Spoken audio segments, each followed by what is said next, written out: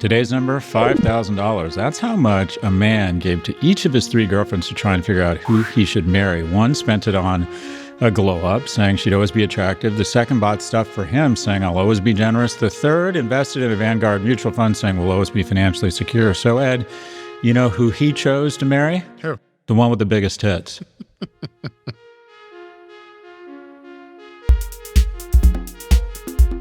Ed, how are you? Back with a bang. I love that joke.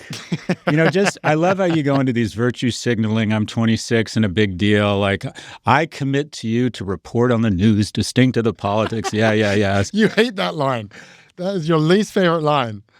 My commitments to the audience. As 70-year-old women on watching MSNBC touch themselves, I commit to being more profane and more inappropriate. I want to dispel any likelihood I will ever run for office, much less get hired or acquired by Comcast, who should acquire us because we're actually growing the Prof G universe quite robustly. But anyways, how are you, Ed? I'm doing very well. It's good to have you back, finally. It's been way too long. Has been a while. I mean, is this going to continue? Every year, I'm always surprised at how long you're gone.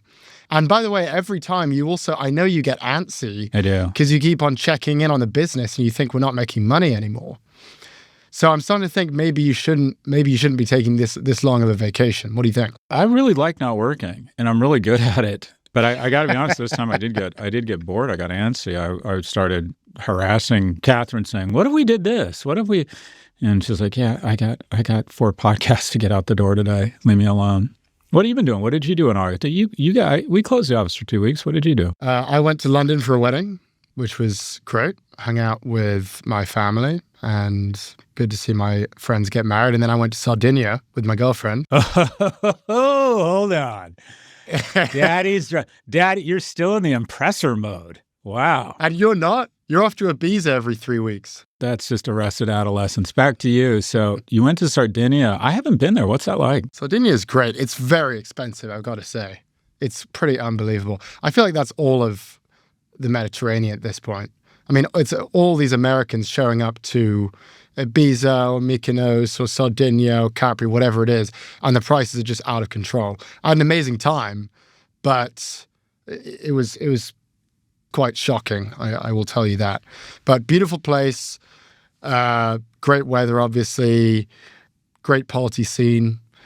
Portocevo's really nice, but I mean, unbelievably expensive. There was a plate of dumpling. There were a dish that was 4 dumplings, and guess how much it cost? I didn't end up buying it, but guess how much that cost? 4 dumplings. A lot. How much? 125 euros. Were they truffle dumplings or something? Nope. Or did you get to eat them backstage with black coffee or something? No, none of that. No one reports on it because no one feels sorry for it. But at the high end, which you are now a part of, is you're still trying to impress someone and you're overpaid. But the greatest inflation, I believe, has happened at the high end for a few reasons. One, you can't spin up Sardinia or a 5-star hotel. They take 10 years to build. So even though the demand is there, there's just a finite supply. And the fastest growing demographic group are 1%ers. And then you layer in the following. Essentially, since COVID, people have figured out that experiences are more important than things. Sales of luxury goods, actual things, hard goods are down, but dining is up. I think it's 4%. Travel's up 8%, and jet travel's up 12%. So what do you have? You have this. It's great to be a 5-star hotel or 5-star restaurant, especially in the summer, and then the kind of the chaser on chaser is that I noticed in Colorado it was actually quite empty because of COVID. There's all this pent-up demand to go to Europe. So you have this influx of, increasingly wealthy people who value experiences into Europe, into a finite supply of really high-end places. And the result is, I've noticed it too, the prices are just outrageous. Outrageous. And it's, I noticed it in hotels. I was at the Rosewood in Sao Paulo, and Brazil is about half the cost, or Sao Paulo is about half the cost of New York, and probably half the cost of major metros in Europe. But if you're looking to go to Ibiza or Mykonos or any hotspot south of France, it's extraordinary. What's interesting is I see wealthy people or wealthy people my age, and I see young people your age, and I assume the people your age, their parents are paying for it, that they're rich kids. I can't imagine, unless they're world-class podcasters, that people your age can afford that, because it is. Yeah, I've noticed that too. The inflation at the high end is extraordinary. I wonder if we have reached peak Europe. I wonder if we hit the apex. Because my instinct now is, I mean, I had a great time, but do I really want to run it back at that level of expense? Or would I rather just go to somewhere beautiful in the US? I mean, this is at least what I'm thinking about for next summer. It's like, why don't I just go out west? Why don't I go? I mean, obviously Aspen, I'm sure the prices are insane there too. But I don't know. I feel like Europe, everyone's doing Europe at this point. The prices have gotten so insane. Every American is going to the south of France or Italy on their vacation, or the one percenters in America. And it shows. I mean, everyone you meet there is pretty much an American. Mm-hmm. And the prices are just, I mean, at a certain point, it's not really worth it. At least not for me. Euro fabulous places all over the world, the places that are really in demand, have kind of figured out a way to almost coordinate. It's almost like they collude and they create a certain price level. But Europe is next level, like you said, south of France, Ibiza, Sardinia, these places. You did see about 2 years ago, and I thought this was fascinating, on Instagram, a bunch of people took to Instagram and basically said that Mykonos had become ridiculous. And there were all these TikToks of $34, margaritas. And supposedly last summer, it was tourism to Ibiza and to Mykonos was way down. And shockingly, places like Scotland went apeshit in terms of tourism. But supposedly this last summer was this hot girl summer where basically all the hot places are back in vogue again. But everything catches up. Like I used to go to Cabo San Lucas, which I thought was a relatively good deal when I was your age. I would go to a tacky place like Mazatlan, or I used to go... I think the best deal, if you're moving out of okay, I'm no longer trying to impress my girlfriend and I'm not allowed to go where the hot girls are, then I would suggest that the place... Is that what happens? Best value in luxury travel, hands down, is Mexico. Like the Rosewood Mayacoba, or going to a great hotel in Cabo San Lucas, or, if you want to get more cultural, San Miguel de Allende, you can get 5-star luxury in Mexico still at a relatively decent price. Other than that, everything's gone absolutely batshit crazy in terms of cost. And it's all of Europe, by the way. I think, it basically doesn't matter where you're going. If you're trying to be on the beach in Europe in the summer, you're going to be emptying your pockets. That's just, it basically doesn't matter anymore. This is what you should do next summer, and it'll be crazy expensive, but it's more romantic. You should have talked to me. I know this stuff. You should have gone. I was going to say, you should be my travel agent for next summer. Yeah, well, you never know. I need a job soon. So you chose the one with the biggest hits. Anyways, go to Capri. I think that is spectacular. That's the most romantic place in the world. But by the way, if you say you're going to Capri, your girlfriend's going to think you're going to put a ring on it. People don't go to Capri just to hang out with their girlfriend.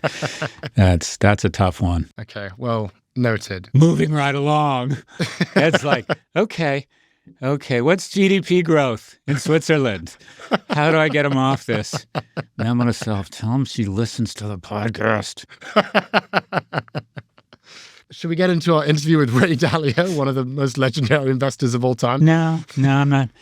I'm not done yet. Who was your favorite guest in August? Guest on this podcast? On Prof G Markets? No, your favorite guest on Rogan. Yeah, favorite guest on this podcast. I think Mark Zandy was pretty good. He was great. I always love co-hosting with Josh Brown. He's always great. But Zandy was mine.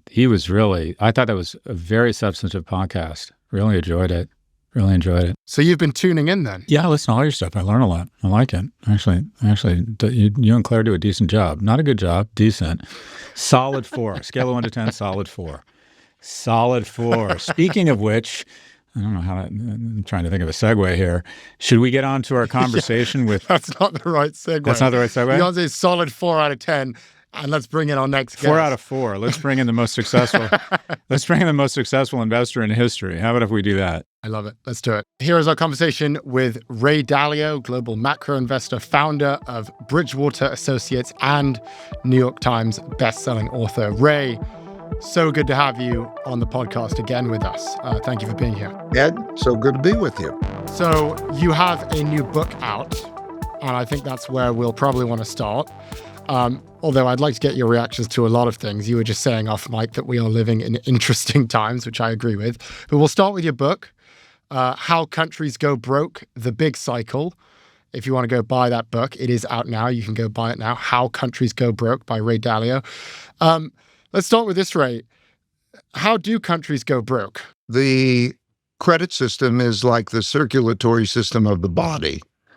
It brings credit, which is like nutrients, to the different parts of the body. And if those credits are used to create incomes that can service that debt, then it's a healthy process.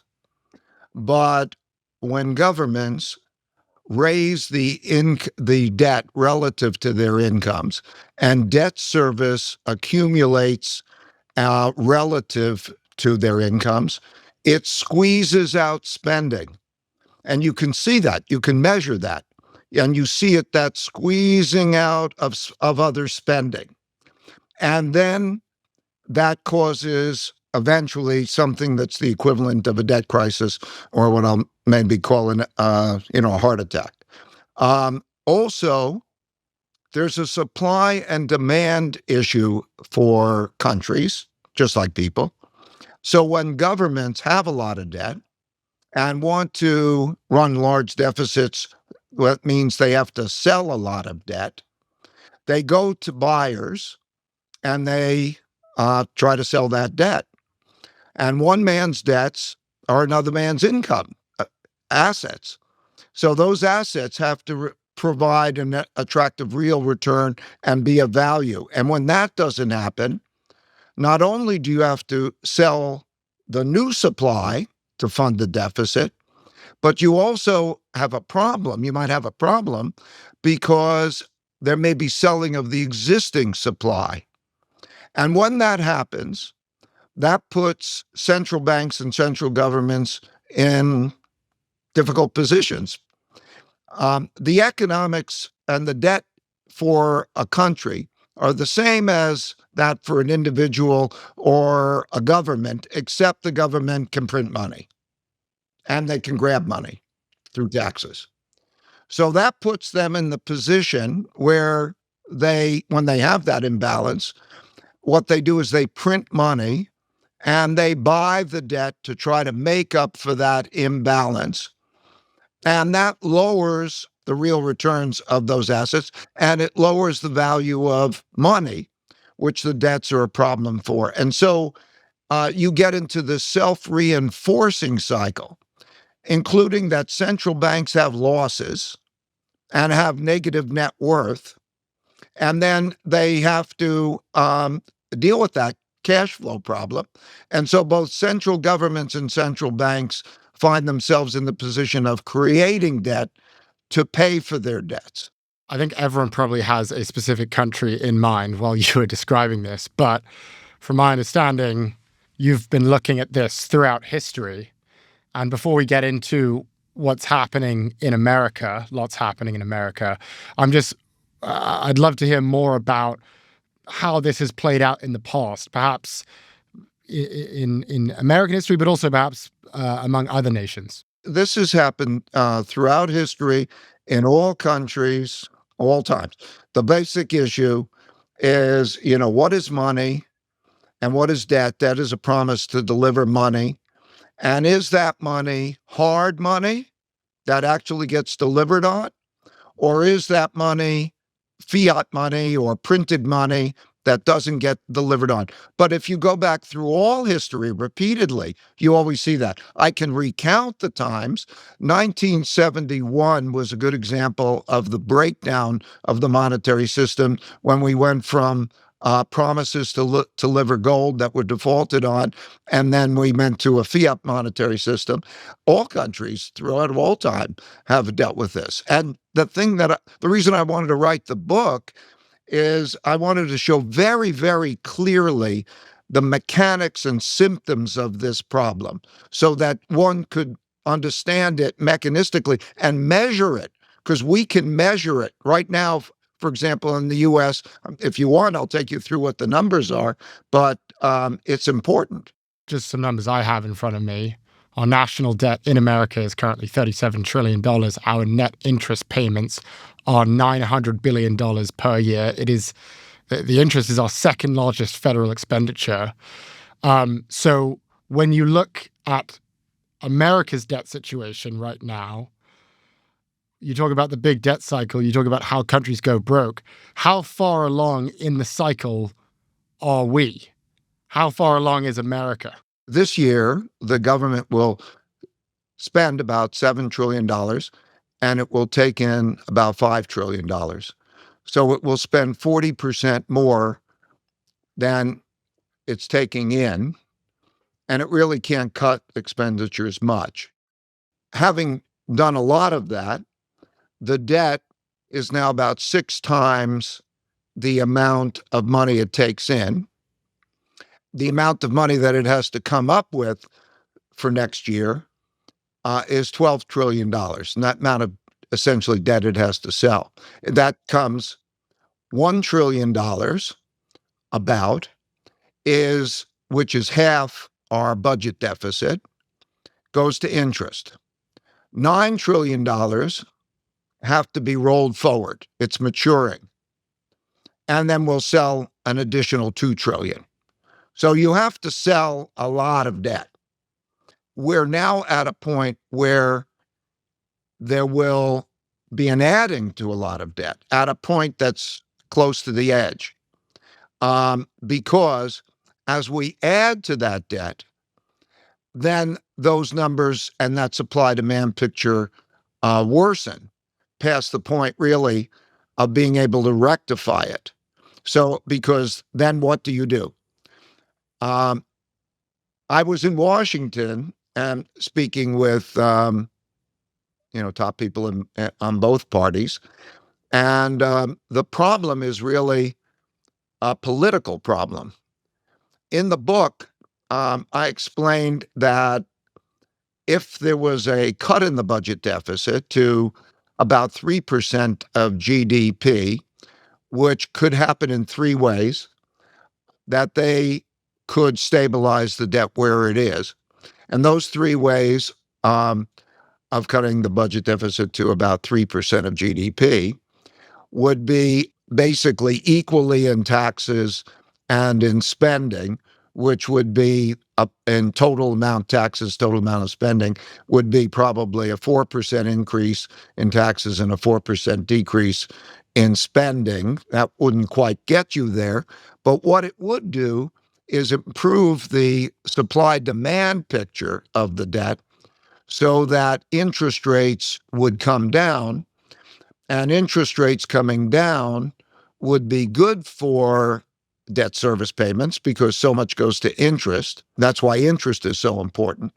But you can't force interest rates unnaturally down because then it discourages the holding of debt assets because it makes it a bad deal for the creditor to hold those assets. The reaction, everybody I spoke to agreed with the numbers and the mechanics. And I've spoken to most Federal Reserve heads and other central bank heads and Treasury secretaries, and there's agreement about that.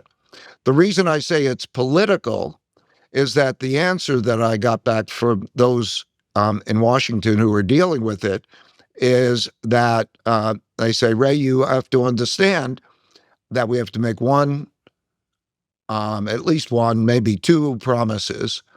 And those promises are, first, I promise not to raise your taxes. And second, I promise not to cut your benefits in order to get elected. And so that's where we are on the financial conditions, I would say, in the United States. We'll be right back after the break. And if you're enjoying the show so far, be sure to give Prof G Markets a follow wherever you get your podcasts.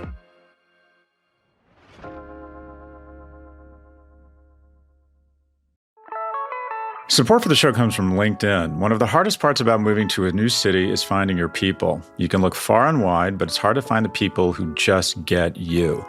And the same goes for B2B marketers. Locating the right people who align with your business and an audience that connects you with your product and your mission can make all the difference. But instead of spending hours and hours scavenging social media feeds, you can just tap LinkedIn ads to reach the right professionals. According to LinkedIn, they have grown to a network of over 1 billion professionals, making it stand apart from other ad buys. You can target your buyer by job title, industry, company role, seniority skills, and company revenue, giving you all the professionals you need to reach in one place. So you can stop wasting budget on the wrong audience and start targeting the right professionals only on LinkedIn ads. LinkedIn will even give you a $100 credit on your next campaign, so you can try it yourself. Just go to linkedin.com/markets. That's linkedin.com/markets. Terms and conditions apply. Only on LinkedIn ads.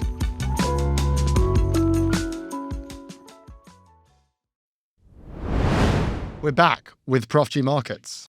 Isn't this a kind of confirmation that sort of this 45-year strategy, I would describe it, if you were to describe America's strategy, I would say, loosely speaking, the strategy has been to cut taxes, that maintain spending, cut taxes, and our most productive, our wealthiest citizens, corporations will figure out a way to reinvest that capital because they're more efficient, and the growth will compensate for the reduction in revenues. And it strikes me it just hasn't worked. And that if we're gonna fix this, as you said, is it cut benefits or raise taxes? The answer is both. So what I want to get your thoughts on, and I actually am more hopeful that the American public is ready for an adult conversation. So I want to throw some ideas at you. So the question is, if we have to raise taxes, what would be the least taxing taxes? And I'll throw a couple ideas at you. Elimination or vast reduction in the ceiling on the estate tax exemption. You're just not going to get any. You're going to be dead, so it doesn't matter. And your kids aren't much happier or less happier if they get $3 million versus $5 million. That's one thing. And then age and means test some of the entitlements, specifically Social Security. I think those two are reasonable. I think here's the problem, and I found that that everybody's into their particulars, and they argue so much about the particulars. It's like being on a boat that everybody agrees is going to hit the rocks, and that they need to turn the boat, but they can't agree whether to turn it left or right because they're so hung up on their particulars that. So, like I believe, take the 3% pledge. If you can't agree on what to do, then do it proportionately. I don't really care. Get there, okay? So, like we can get into that, but I think please take the 3% pledge. Agree to do it proportionately, or find some way that you do it. Because otherwise, the arguing about it is going to lead us to hit the rocks. My understanding of economic history is every fiat currency has ultimately failed because of the dynamic you're talking about. Political pressure to not cut spending results in an inability to raise taxes, results in basically the failure you're talking about. It kind of plays out everywhere. What are you telling these guys? In addition to the pledge, what is realistic on the tax side? What do you think could be? Is it an alternative minimum tax on corporations and individuals? Is a reduction in exemptions? I mean, it feels like either the market is going to address this in a very ugly, crude way, or we're going to have to get out ahead of it. And your book is kind of saying it may be too late. It's likely to be too late. To be specific, what's going to happen? They will soon start to talk about 26, and 26 is a midterm election year. And so it won't be until after 26 that the best you can hope for is a bipartisan commission in which both sides approach the question, and hopefully smart people then choose to do their engineering and their political negotiating to come up with a plan that probably won't be put into place because commissions don't work that well, or if it does, will be put in awfully late. So we're all just playing with ourselves when we think about this idea of which one it should be rather than dealing with which things there should be. There are all sorts of things that in particulars which we can digress into that can be done. I mean, just at the big picture, just figure it like, can you do 4% one way or another in taxes? And if you had to do everything across the board because you couldn't agree on anything, could you do that? Could you do 4% on spending? Could you do that? Even looking at that question of whether you could do that is interesting because there are some things that cannot be changed. Or, like what are you going to do on some things? But to start to look at it that way, and then you can go on to, is this thing better than the other thing? But, I can't be optimistic. But how does it play out? Say we don't get our act together, we can't come to an agreement around the 4%. How does it what economic history can you point to about what actually happens? Is it when people say, well, they don't show up at our debt auction. They show up, they just demand higher prices, right? Well, how does this actually play out if we do nothing? There'll be actions by both the government and the marketplace. The actions by the government, some of which are, in the works, is to try to lean on holders of the debt, such as foreign countries and so on, to buy debt and to not sell their debt. Another thing will be to shorten the maturities of the debt. When things get bad, there might be capital controls, and most likely there'll be the central bank coming in and buying a lot of the debt, which will depreciate the value of the money. So you would see that in the form of the dollar going down, but also other currencies because they have their problems going down, gold prices going up. It would be something like, if you take the late 70s, when we had then the world was operating under a gold standard, which was created in 1944 at the end of World War II, when they had to define what was the monetary order, how would the system work. And that was gold backed the money, or it was actually thought of differently. They thought gold was money. And all the money that we think of today, like fiat currency, was like checks in a checkbook that you would then turn in to get your money. But when the checks in the checkbook or the checks outstanding were much greater than the gold in the bank, the real money in the bank, and there was a turning in of that, they couldn't cover it like all bank crisis is. There's not enough money in the bank and they wanted it. Then there was a pause in that, a breaking of that promise to get the real money. So the bank, in this case, the central bank, defaulted and devalued and printed money so everybody would get their money. And that's why we had the stagflation period of the 1970s. The exact same thing happened in the 1930s. So on August 15th, 1971, President Nixon got on the television and announced that change in the monetary policy, that breakdown of the monetary policy and going to a fiat monetary policy. In March of 1933, President Roosevelt got on the radio and announced this exact same policy because there wasn't enough hard money, not enough gold. And so that's what it looks like. I would say that you were one of the first people to really popularize this issue, at least in recent years. You were kind of the first one to sound the alarm. I mean, this latest book is about the big debt cycle, how countries go broke. But a lot of your books and a lot of the stuff that you've been writing and talking about is along this theme. And it was my view at the beginning of the year that this was something that people everywhere in America, but also, and more specifically in Washington, cared about. And I really thought that because that was part of the Trump platform. There was a lot of talk about getting spending under control.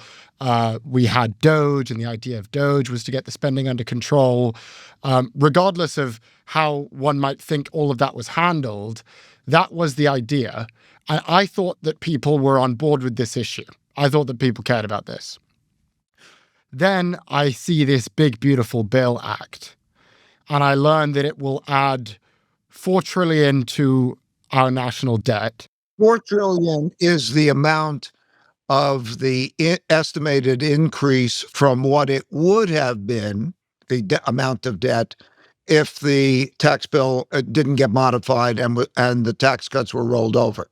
$4 trillion is that. Yes. No. The correct number of the amount of debt increase from the $36 trillion that you mentioned before over the next 10 years is about $25 trillion, because just look at, like, we run $2 trillion a year deficit. Okay. And that adds up on the compounded basis to about $25 trillion. So the correct statement to make is that our debt will increase by about, it probably will increase by about 25 trillion, not about 4 trillion. So we increased the debt by 25 trillion. I've also seen, I mean, I think that the higher the numbers, the more confusing it gets. But one statistic that I think is very relevant, as you say, we're going to crowd out our ability to spend money on things that we need. As I said before, we're spending almost $1 trillion a year just on servicing the debt. But because of the big, beautiful bill, we're going to double that to almost $2 trillion per year by 2034. In sum, I thought we all cared about this. I thought that people in Washington cared about this. That's what everyone was saying. And yet here we are, this big, beautiful bill has been passed, and it's basically going to do the total opposite of what I thought we all were worried about. And so my question to you, as the guy who's been talking about this and who's been sounding the alarm, are you not frustrated by what is happening in Washington right now? And when you go to Washington and you talk to these people and you say, this is a problem, and they say, yeah, we agree, it's a problem, it's really bad, I'm wondering if you even believe them. First of all, I don't get frustrated. I'm just analytical. Fair enough. I'm just, it is what it is, and different people have different perspectives. And I would say, I think that the problems are very well recognized, and that the administration's point of view is that these things are problems. So you have a renovation plan that they have, which is tariffs will bring in tax revenue, and they are bringing in big tax revenue, and that will protect American businesses in various ways, and help in the budget deficit. And they would say that stimulation is required to raise the incomes to create the tax, just like Scott had mentioned. The best way to get out of this is through stimulation and taxation, and then leaning on other countries in various ways, partially to pay their expenses, to help to cut our expenses, and to encourage them, with a big E under encourage, them to invest in the United States and buy our debt. So I'm very nonpartisan, okay? I'm just trying to be analytical. And I convey my pictures of these things as accurately as I can. And I wouldn't do justice to our discussion if I didn't convey that perspective. The key question then is, do you think that that strategy could work? I mean, assuming these issues are being taken seriously and assuming that this is the way that we are to deal with them, do you think it's going to work? Do you think that could get us out of the hole if we're so far along on this path of as you say, going broke? Is this going to help us not be broke in the future? I don't think it's going to get us there. I think there are some aspects to it that have a lot of merit, and there are lots of aspects to it that I would disagree with. And I think the real problem of our country right now is the breakdown of the effectiveness of democracy. Could you say more about that? I want to preface it with something. I'm a practical guy. I'm not an academic, and but I've studied history. The first time that about the 1971 breakdown of the monetary system, I was clerking on the floor of the New York Stock Exchange, and I thought when Nixon made that announcement that that was going to cause a crisis. I went on the floor of the stock exchange, and I saw the stock market up more than it was in decades, and that led me to study the prior devaluations. I never saw one of those before. And I learned that in March 1933, Roosevelt made the same move. And I understood more of the mechanics of all of this. And that also led me to understand how the debt problem existed that allowed me to anticipate the 2008 financial crisis and the 2010 to 15 European financial crisis, and do very well during that period. I would say that there are 5 main forces that interact to drive everything. We're talking about the debt mechanics. There is also a political mechanics that enters into this. The battle between the left and the right. And when you get into a situation where there are irreconcilable differences, then the system classically creates a type of great internal conflict in which the system itself is in jeopardy. Okay. Democracy, one of the big problems of democracy is people vote for what they want, and you can't maybe necessarily do what's best for them sometimes. And we are now at a stage where we have irreconcilable differences. And so how our system is working and the moves that we're seeing politically to get control remind me very much of the 1930s, as does this debt situation. The third, as I said, there are 5. The third great force that has a big effect is the international geopolitical world order. The way it works is who's in control of the order, the system, the world system. It's always the powerful country. So in 1945, the winners of the war set the rules. And the United States was the dominant power, had 80% of the world's money, gold, half the world's. Anyway, it set the rules. Then what happens is rising powers challenge the existing powers, and there's no world court that resolves these things. And so you have a great conflict. And that requires military spending. That requires these actions. So we are, as you can see, as you watch in Beijing, Xi and Putin and Modi and the military parade. Okay, this is all part of the picture. And so it enters into even the economic policy. Tariffs, one of the purposes of tariffs is to get independence, because you need self-sufficiency in a world where you may be cut off, or we might be cutting others off in certain type of war, and that's financial. So that's the third influence. The fourth influence throughout history has been acts of nature. Droughts, floods, and pandemics have killed more people than wars, and it's a factor. And it's a big factor now, and it's costly.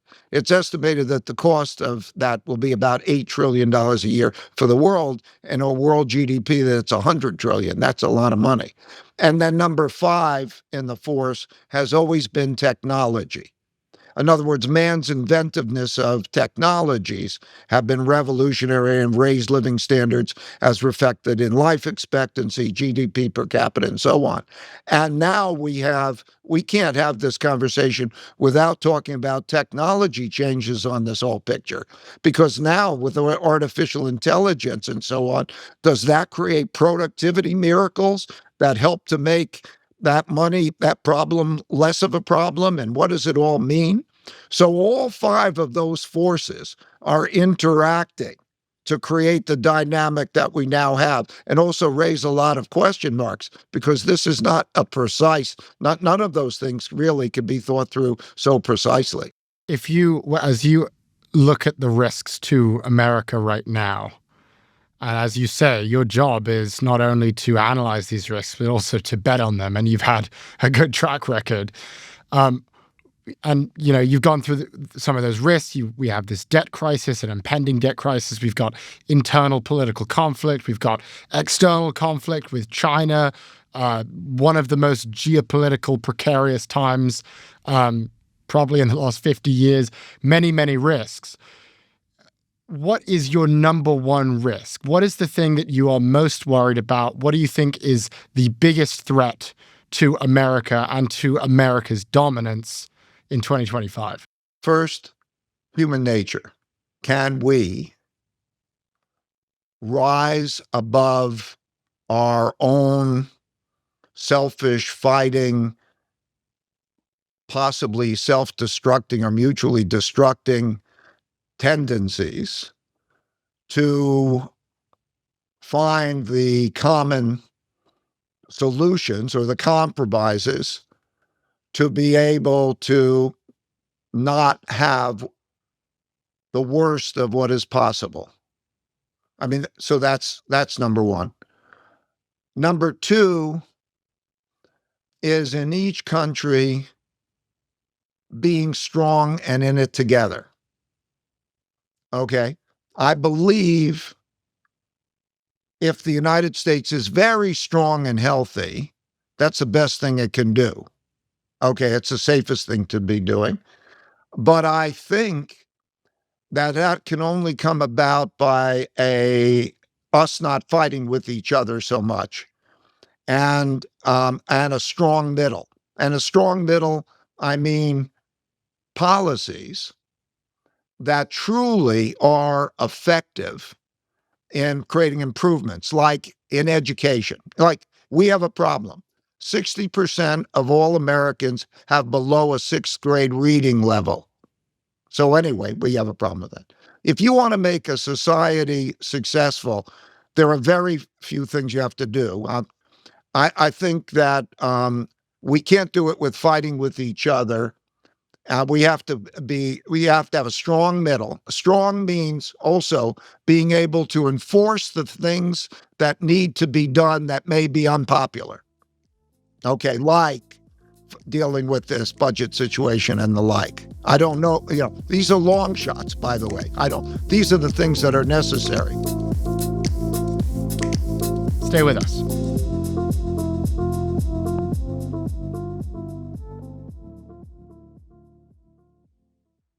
Support for the show comes from Public.com. You might already use AI tools to refine your emails and streamline your workflow, so why not see if you can optimize your investing as well? For that, you can check out Public.com. Public.com is the investing platform that takes your money as seriously as you do. With Public, you can build a multi-asset portfolio of stocks, bonds, options, and more. You can also access industry-leading yields, including the 4.1% APY you can earn on your cash with no fees or minimums. But what sets Public apart?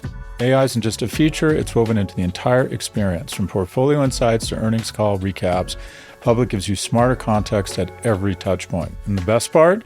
You can earn up to $10,000 when you transfer your existing portfolio over to Public. Go to public.com/ProfG to fund your account in 5 minutes. That's public.com/ProfG.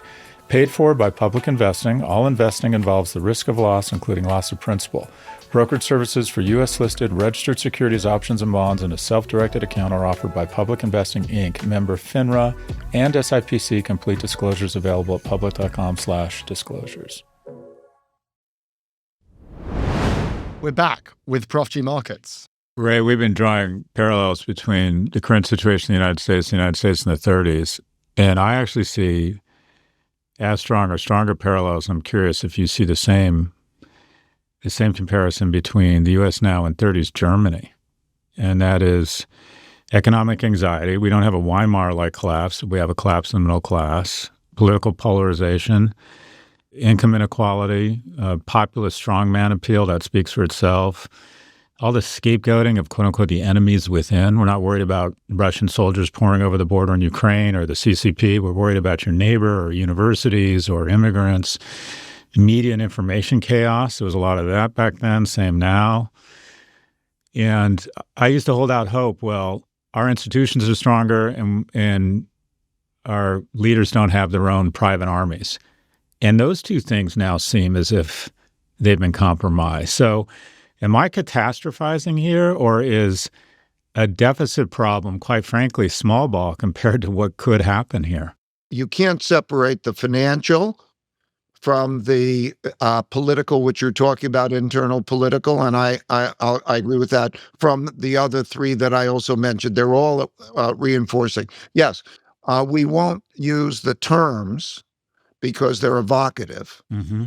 but yes, Germany had an economic crisis, and before Germany, there was Italy, and places were not run on time. They said to make the trains run on time, that we needed, will somebody make this thing work well? And so you had out of that the autocratic leaders.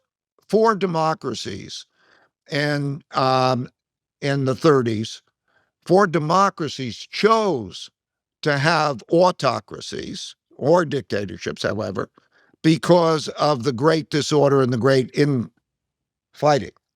And so you saw that in Germany, Italy, Japan, and Spain. And so we are at a time where Americans are saying, will somebody gain control of this situation? And so when you look at whether it's Washington, D.C., and the National Guard going into Washington, D.C., and other things, there is an appeal to a lot of people about that, and when we're dealing with how this is working and with democracy and the loss of trust in our legal system, that is a belief that almost everything has been politicized, that you're on one side or the other, and you have to pick a side and fight for it. That is where we are. So I don't think what you're saying is incorrect at all. Ray, one of my takeaways from your insights is almost that this is inevitable. I mean, when we talk about the idea of cycles, the fact that this happens to many countries over and over again, and here we are again, we're in the big debt cycle once again, and the thing that you describe of we're all on the ship, we're headed towards the iceberg, and people say, no, we got to go left, the other people, no, we got to go right, and ultimately we just crash into the iceberg. That's kind of where I'm beginning to land on this debt issue, and also on the dominance of the American empire itself. I'm starting to think, this is kind of just the way it is. And we can say that we're going to get spending under control. We can say that we're going to get down to 3 or 4% as you put forward. But ultimately, this stuff is too difficult. Humans are too selfish. There is too much conflict. And the way things shape out is the cycle just happens over and over again. And so in a lot of ways, maybe we just resign to that. I mean, I'm not sure I want to go that far right now, but that's kind of where I land on this. I'm wondering if you would object to my landing there. And if you think that's kind of the situation we're in, what do we do about that? What do we do about that as investors, as young people, as professionals? What do we do about that? I think that we are most probably headed in that type of a direction, but we also know that there are things we can do, and there are things that are happening that should make us not view that as a surety. What we should do is continue to use my measures, our measures that show these things and deal with it well. I have and that's, by the way, what we should do, I think, is inject some understanding and worry into the situation, which we're doing now today. I have a principle. If you worry, you don't have to worry. And if you don't worry, you need to worry. Because if you worry, then you will take care of the things that you're worrying about. I agree. And we have the capacity today to deal with all of these things if the parties involved can worry enough and rise above their self-interests to be able to deal with them well. That's a reality. There's still choice. However, I agree with what you said. It's not likely. And then there are possibilities. What does AI do? And what do the other things do? Okay. So the answer to the last part of your question is, what does a person do? Okay. I think what a person does is, first of all, they know how to diversify well. In other words, I'd say whatever success I've had in life has been more due to my knowing how to deal with what I don't know than anything I know. And so for that reason, I would say you don't want to concentrate bets. You want to have certain proper diversification of your bets. That's a whole other subject. One of the aspects of that is, yes, you do want to have a certain amount of gold in your portfolio, or the equivalent of an alternative money, but not so much that it's your big dominant bet. Okay. But it diversifies your portfolio in an effective way, because if the things we're talking about happen, it also will mean that the other assets in your portfolio that you're holding, which won't do well, will be protected by that position. So you can structure your portfolio well. Now, that's a whole other session to discuss, how to structure a portfolio that's well diversified in many things. And I would say, very importantly, is, what is money as a storehold of wealth? What money do we have as a storehold of wealth? And give consideration to that. And how do you protect yourself to have a real after-tax return? As for young people who are just sort of starting their careers right now, I would like to get your advice. I mean, you are one of the great legendary investors of our time, but also a founder. I mean, you started Bridgewater, you built it into the largest hedge fund in the world. And it's a very interesting time for young people right now. You mentioned the AI and how technology is impacting us. Just a new study that we've been looking at, which I will just read off for you right here. Entry-level workers aged 22 to 25 in occupations most exposed to AI have seen a 13% relative decline in employment since 2022. So basically, young people who are entering the workforce right now, they are losing their jobs to AI more than anyone else. I'm just wondering what your advice to those people would be, and what would your advice be to young people who are starting their careers in general right now? There's a polarity that exists where, if you're among the best and the brightest, nothing matters other than your talents. To be successful, any business, those with the most amount of money, their power is not even in the amount of money they have. Their power is in identifying the most talented, capable people and enabling them. Because think about where all this stuff has come from. There was no NVIDIA. There was no any of this, okay? That all came from talented people enabled, okay? So you want to, and it's really 1% of the population, 3 million people out of a country of 330 million people. There was really like that 1%. If you're in that 1%, or even the 10% that's around them, that you can do things together and take full advantage of intelligence and capabilities. Do everything you can to be close to them or be part of that, because that is where all things good happen, including how to navigate the world we're talking in. You can navigate it because it's not happening everywhere. Not all countries are going to be at war. Not all countries are going to have this. There'll be places and things to do in all of those environments. And so be able to be intelligent and be around those who are doing those things. Take full advantage of AI. Wow, it can answer almost any of your questions and so on, but you have to do it well. It sounds like you believe that the success of Bridgewater, or at least Bridgewater's greatest edge, was you recruited a great team. Yeah, people, culture, and then one other thing. Every decision that I made, I always thought, what were the criteria for making that decision? And I wrote them down as principles. I've written literally like thousands of principles. And then I had them put into computer code. And then I tested them back to see how they would have worked in the past. So I'm executing a game plan. And so I've been doing AI in its various forms. The most recent forms, LLMs and the like, are a recent form, but to be able to use that power too. So I have experienced it. Yes, who you're around, people and culture, that's destiny. Meaningful work and meaningful relationships where, you're on a mission to be the best with people who are on that mission with you, and you have the meaningful relationships. But to do that, to achieve the highest level of excellence, and then, yes, use the AI.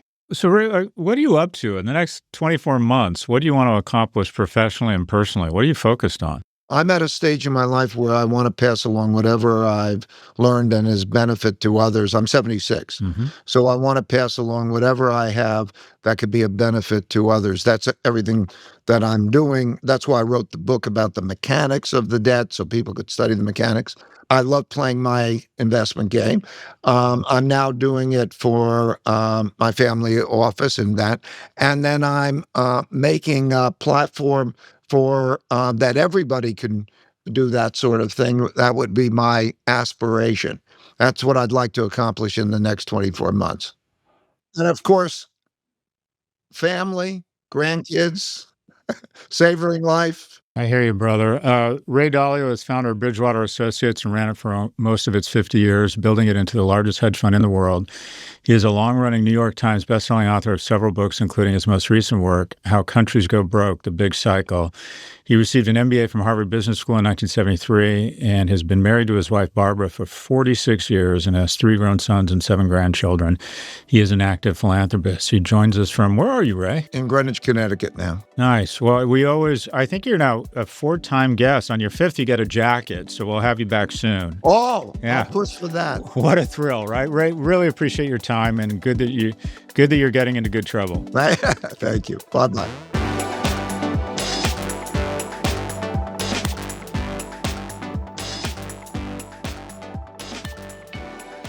Scott, what'd you think? Well, by virtue of the fact he's been on 4 times, we obviously think a lot of Ray, and his accomplishments speak for himself, but I think he's very civic-minded. I like how he grounds, he tries to build frameworks, kind of the 5 influences. I always enjoy hearing from him. Trying to figure out how we move to the action part of the program. Like what can he has so many resources and such a big platform. Could Ray potentially put forward bills and initiatives or ballot initiatives? Could he find 30 moderate candidates and, quite frankly, just bankroll them the way Peter Thiel has? I mean, what we need a Peter Thiel that looks like and sounds like and behaves like Ray Dalio. I've agreed with his concerns for many years. One thing that I did find interesting, and I kind of get it because I think that he wants to make things happen, and I think he probably believes that he needs to be sort of friends-ish with both sides. But it was interesting to me that, he said, we don't want to be evocative. We don't want to say things that would be, that was the word he used, evocative. Mm-hmm. And I don't know, I just find that, I found that notable, that Ray, I think, is doing a lot of work to explain the actions of the administration. And again, fair enough. If you want to get stuff done, you can't just go around alienating everyone and making people your enemy. But he was certainly doing a lot of work to steelman that side. I mean, the notion that the big, beautiful bill, here's the argument as to why it could actually bring down the deficit. To me, it doesn't hold water at all. And who knows, maybe he does think that it does have merit. I don't really buy it. And I think it's notable that he's putting in that work probably to stay friends. I hope he doesn't get mad at me for saying that, but that's my read on it. I think it's an accurate depiction, and he kind of comes across as very statesmanlike. My view is, and again, I don't know if this is my anger talking, I think the reaching across the aisle just hasn't worked. And trying to understand the other side and what Trump voters are thinking and what the rationale is and what if things go right, I just don't think it's working. And it's not, and by the way, it's now, as far as I can tell, it's never reciprocated. Yeah. So it's like, look, war is the wrong word, but this is a conflict and battle lines have been drawn. There is a vision of America that is shared by most Democrats and what I would argue is most traditional Republicans. This is no longer a nation controlled by the Republican Party. It's controlled by a MAGA movement. And in some ways, it's a greater insult or more contrary to traditional Republican ideals. Keep in mind, the initial founding fathers and the Constitution were largely sort of what you would call traditional Republican ideals, making sure there were checks and balances, the government couldn't move too fast, the government couldn't intervene too much, that small government by virtue of three co-equal branches of government. So from a purely theoretical or constitutional standpoint, what's going on here is more of an insult and more contrary to Republican ideals and Democratic ideals. And it feels to me that we aren't going to have moral clarity around what has happened here, the violation of the Constitution, the weaponization of the Department of Justice, the violation of people's rights, the shipping of innocent people to black sites, the incredible, absolute first time in history we've been removing people's rights, the grift, the corruption. I think there needs to be more moral clarity about this, and I think that these people need to pay a price. And I'm not one of these people that's like lock them up, but I think the level of criminality here has been normalized, and that we aren't going to get back to a sense of a great institutions and a more resilient society and economy until we reconcile that. And I don't think it's trying to understand them or reaching across the aisle and feeling their pain. Fuck that. This is war, and I use that word. This is war. At a certain point, we can do everything we can to try to understand their argument, but at a certain point, it just looks like lying.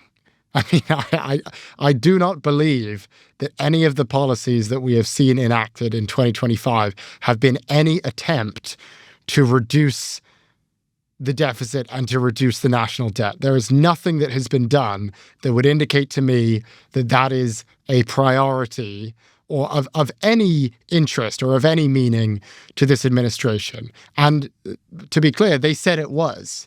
So we can try to explain away and try to figure out how to justify, maybe if you look at it from this angle, maybe that makes sense. Or you could just conclude they lied. They lied to get votes. And that's where I land on this. And I'd be interested to know what Ray really thinks. Maybe it is what he really thinks. I was a little skeptical. I wonder if this is the price we pay for something he said really struck me, when that was 60% of U.S. adults can't read at a sixth grade level. I mean, have we not purposely created a populace that are... It cracks me up when elected officials say, but the American public are smart. No, they're not. No, they're not. The average American can't read above... I like to believe that America is smart, but maybe you're right. I think we're innovative, and I think we're hardworking. But I'm not sure if the average American can't read above a sixth grade level. I think it would be difficult to call us smart. We'll get to the bottom of this. Something's afoot. I don't want to get to the bottom. I want to get to the other side. What's on the other side, Ed? I'm ready. Thank you for listening to Prof G Markets from the Vox Media Podcast Network. If you liked what you heard, give us a follow and join us for a fresh take on markets on Monday.